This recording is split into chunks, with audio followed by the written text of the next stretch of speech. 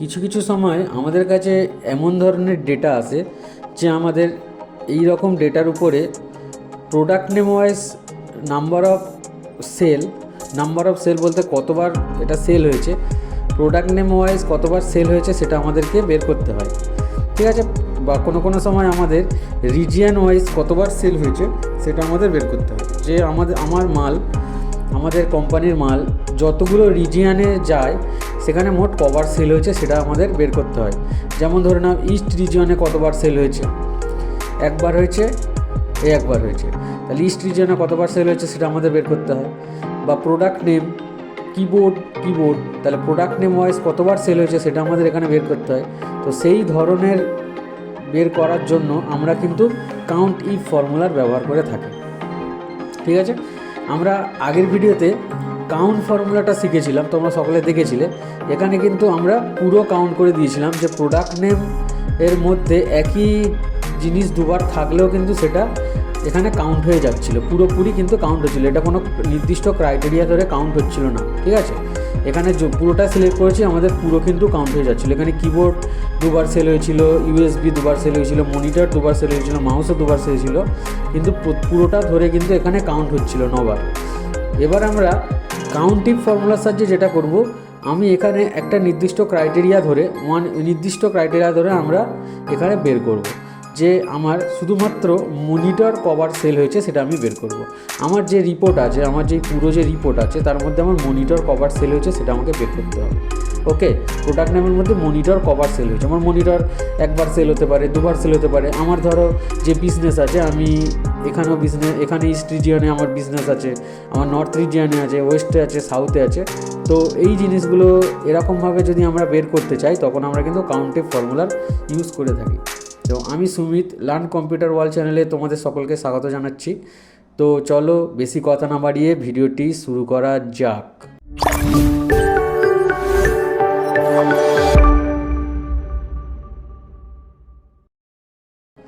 তো দেখো, এখানে প্রোডাক্ট নেম দেওয়া আছে, নাম্বার অফ সেল দেওয়া আছে।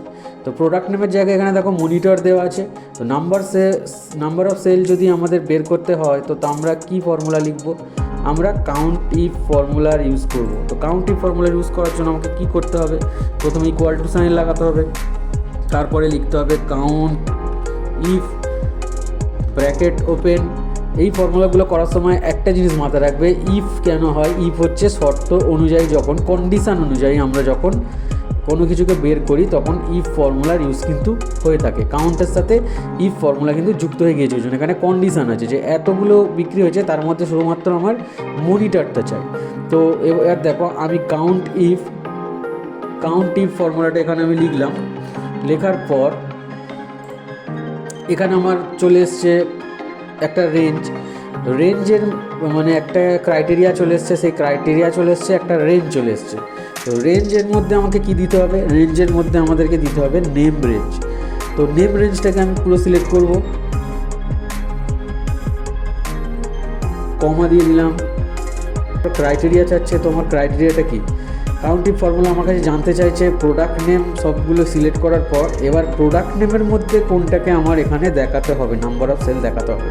তো আমি এখান থেকে সিলেক্ট করে দিলাম মনিটর, ব্র্যাকেট ক্লোজ করে দিলাম, এন্টার প্রেস করে দিলাম। তো এন্টার প্রেস করে দিলে এখানে দেখা গেল যে মনিটর এই এতগুলো রিজিয়নের মধ্যে মাত্র দুবারই বিক্রি হয়েছে, এই একবার মনিটর আছে, এই একবার মনিটর আছে, ঠিক আছে। তো মনিটর হয়েছে, এবার আমি মনিটরের জায়গায় যদি আমি এখানে করে দিলাম, ধরে নাও ইউএসবি, এন্টার, তাহলে ইউএসবিও দুবার হয়েছে। যদি আমি এখানে করে দিলাম ধরো কিবোর্ড, এন্টার করে দিলাম, কিবোর্ডও ধরো দুবার বিক্রি হয়েছে। তো আমি এখানে কিবোর্ড চেঞ্জ করে দিচ্ছি, এখানে মাউসের জায়গায় আমি লিখে দিচ্ছি কিবোর্ড। দেখো কিবোর্ড 3 বার হয়ে গিয়েছে এখানে। ওকে, আবার ধরো আমি এখানে ইউএসবি জায়গায় লিখে দিলাম কিবোর্ড, দেখো কিবোর্ড 4 বার হয়ে গিয়েছে। তো তোমরা ঠিক বুঝতে পারলে জিনিসটা কি হলো। তো আমি আরেকবার তোমাদের দেখিয়ে দিই, equals to count if bracket open name, count if COUNT, count if bracket open range বলতে পুরো নেম রেঞ্জকে বোঝায়, পুরো নেম রেঞ্জ আমরা সিলেক্ট করে দিলাম, কমা দিয়ে দিলাম। এবার হচ্ছে ক্রাইটেরিয়া, আমাকে এই রেঞ্জের মধ্যে কোনটাকে খুঁজতে হবে, ইউএসবিকে খুঁজতে হবে, তাহলে ইউএসবি সিলেক্ট করলাম, ব্র্যাকেট ক্লোজ করলাম, এন্টার প্রেস করে দিলাম। তাহলে পুরো আমার রিপোর্টের মধ্যে, পুরো যে আমার রিপোর্টটা আছে তার মধ্যে ইউএসবি কতবার সেল হয়েছে, ইউএসবি একবার সেল হয়েছে, সেখানে দেখো ইউএসবি একবারই আছে, সেই জন্য আমার এখানে কিন্তু পুরো একবারই কিন্তু আমার এখানে দেখিয়ে দিল। ঠিক আছে, আচ্ছা এবারে আমরা চাই নেক্সটে, এবার আমাকে বলছে region wise number of sale, north রিজিয়ানে কতবার বিক্রি হয়েছে। তো এখানে হচ্ছে নর্থ রিজিয়নে কতবার বিক্রি হয়েছে, তো এখানে আমরা দেখতে পাচ্ছি নর্থ রিজিয়নে একবার বিক্রি হয়েছে। যে কোনো প্রোডাক্টের কথাই বলি, নর্থ রিজিয়নে কতবার বিক্রি হয়েছে, নর্থ রিজিয়নে দেখো একবার সেল হয়েছে। এখানে নর্থ রিজিয়নে একবার সেল হয়েছে। তাহলে আমরা এখানে নর্থ রিজিয়নের সেলটা আমরা যদি বের করতে চাই, তাহলে equals to count if bracket open range বলতে এবার আমরা নেম রেঞ্জ হিসাবে এইটাকে সিলেক্ট করব। যেহেতু আমার এখানে রিজিয়ন দেওয়া আছে সেহেতু আমরা নেম রেঞ্জ হিসাবে রিজিয়নকেই সিলেক্ট করব। কমা দিয়ে দিলাম, কমা দেওয়ার পর এবার ক্রাইটেরিয়া আমাকে সিলেক্ট করতে হবে। ক্রাইটেরিয়া বলতে কোন রিজিয়ন সেটাকে দেখাতে হবে। তাহলে এখানে আমরা নর্থটাকে সিলেক্ট করে দিলাম, ব্র্যাকেট ক্লোজ, এন্টার। দেখো নর্থ রিজিয়ন আমার এখানে কিন্তু দুবার আছে, তাহলে এই একটা নর্থ রিজিয়ন আর এই একটা নর্থ রিজিয়ন। ওকে, এবারে সাউথ রিজিয়নে নাম্বার অফ সেল কত হয়েছে, তো সাউথ রিজিয়ন আমি এখানে বার করব সাউথ রিজিয়ন। তাহলে এখান থেকে আবার সমান চিহ্ন দাও, সমান চিহ্ন দেওয়ার পর আবার এখানে লেখো কাউন্ট ইফ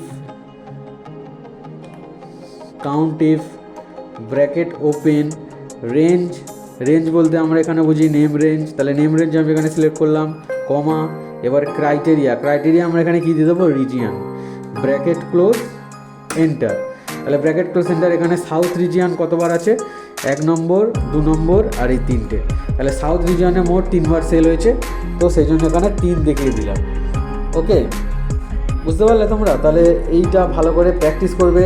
তো আশা করি তোমরা ভিডিওটি পুরো মন দিয়ে দেখেছো এবং পুরো বুঝতে পেরেছো। যদি কোনো কিছু বুঝতে না পারো তাহলে অবশ্যই কমেন্ট সেকশানে জানাবে। খুবই বের করা সহজ এটা। তো আজকের ভিডিওটি এই পর্যন্ত শেষ করলাম। Have a nice day. জয় হিন্দ, বন্দে মাতারাম, টেক কেয়ার।